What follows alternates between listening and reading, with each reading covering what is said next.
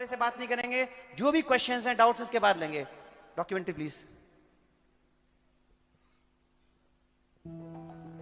इंसान की एक नहीं कई पहचानें होती हैं। एक अपनी पहचान, एक परिवार की, एक समाज की, और एक उससे भी बड़ी, जिस धारा से तुम आते हो, जिस दर्शन से तुम आते हो, और जिस सभ्यता से तुम आते हो। जरा सोचो, अगर आपका नाम भी रहे, घर भी रहे, मंदिर भी रहे, समाज भी रहे, पर आपकी बड़ी पहचान सरकारी रिकॉर्ड्स में धुंधली पड़ जाए, तो क्या बचेगा?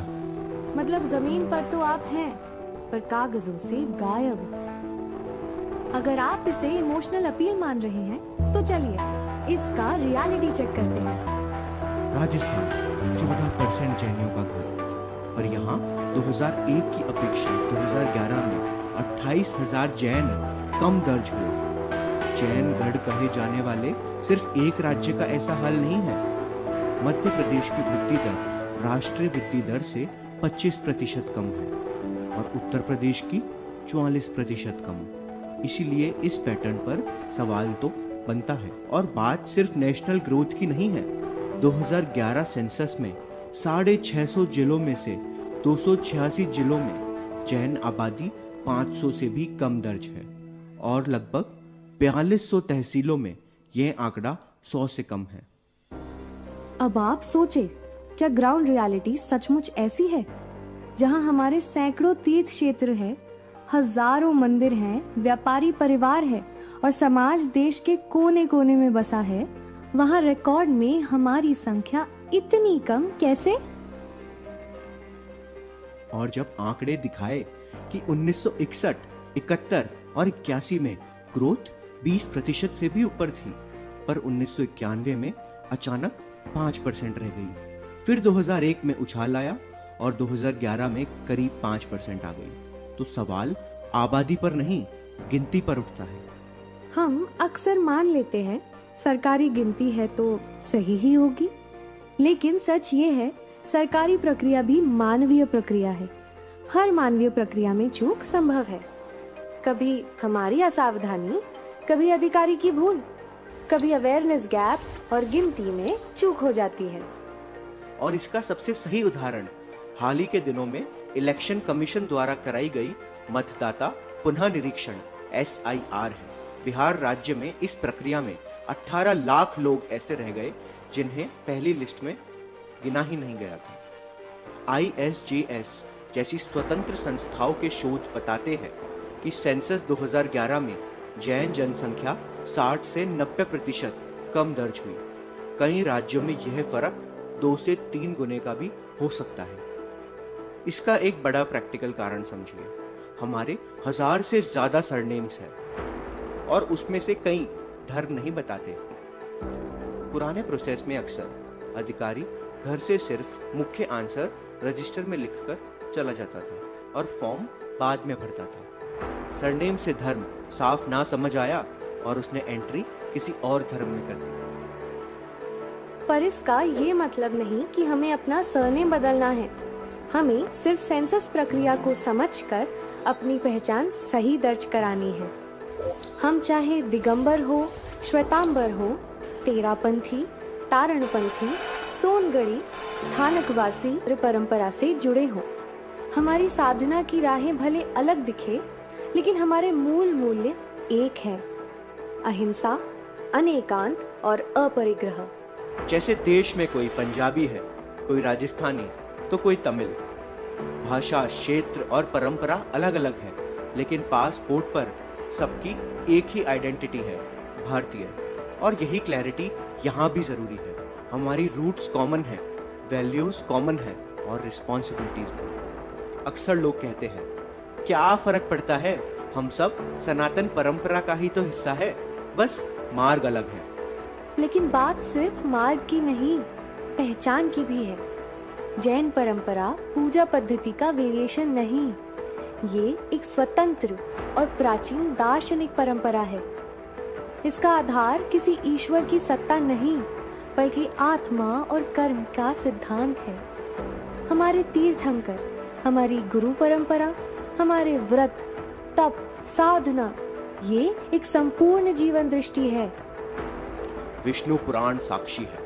हमारे देश का नाम तीर्थंकर ऋषभ देव के पुत्र चक्रवर्ती सम्राट भरत के नाम पर पड़ा। इस पावन भूमि की परंपरा में अखंड भारत की नींव रखने वाले सम्राट चंद्रगुप्त मौर्य ने जैन दीक्षा धारण कर वैराग्य और त्याग की अमर गाथा रच दी। आज भी उदयगिरी खंडगिरी की वो प्राचीन गुफाएं, ग्वालियर की वो अडिग प्रतिमाएं, रणकपुर का वो अनुपम मंदिर हमारी गहरी जड़ों की और जीवंत परंपरा की गाथा गा रहे हैं। जैन जड़ों और जैन परंपराओं से जुड़े सराक बंधुओं का जैन समाज की मुख्य धारा से पुनः जुड़ाव आज एक सुखद और सार्थक प्रक्रिया है।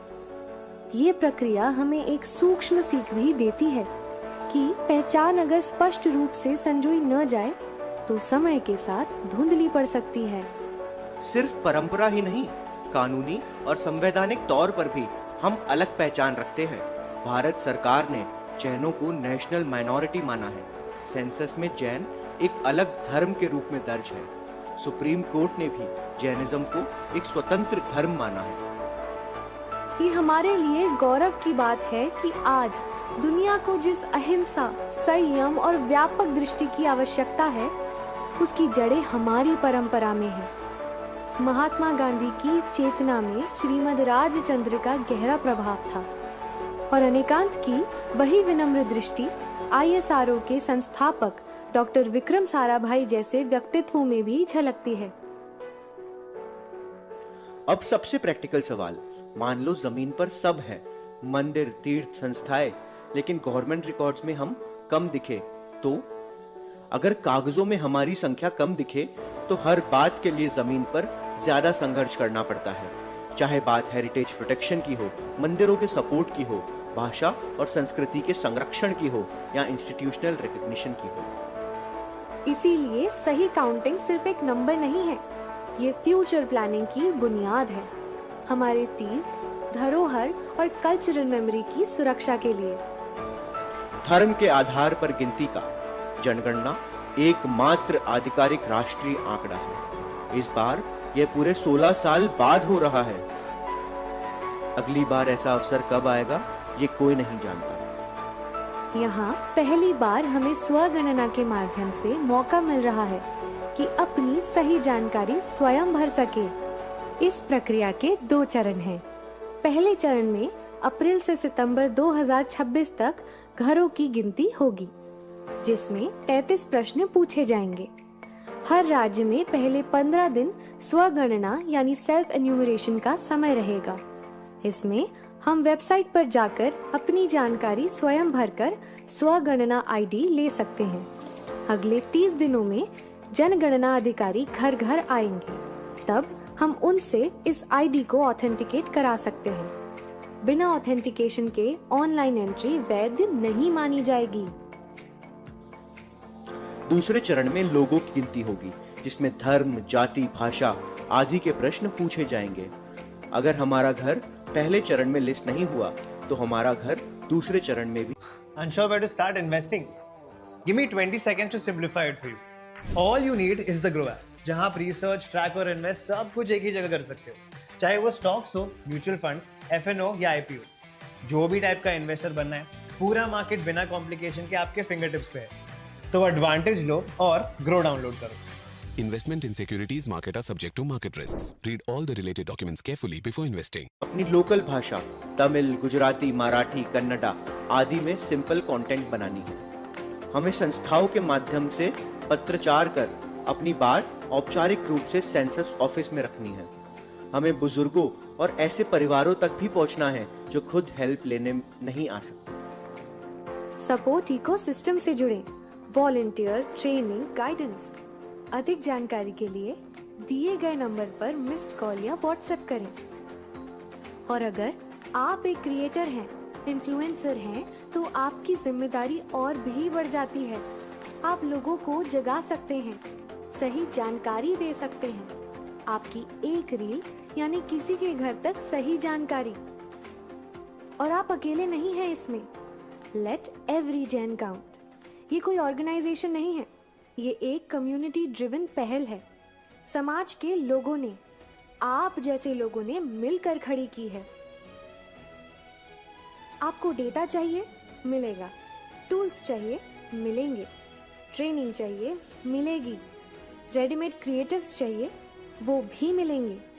किसी को सेंसस प्रोसेस समझना हो, फॉर्म भरने में हेल्प चाहिए, बस एक मिस्ड कॉल काफी है। मंदिर और पंचकल्याणक तो एक पीढ़ी बना सकती है, पर परंपरा बचाना आसान नहीं होता, पीढ़ियां लग जाती हैं। इस बार सवाल सिर्फ ये नहीं कि तुम जैन हो, सवाल ये है कि आपकी वजह से कितने जैन सही गिने जाएंगे।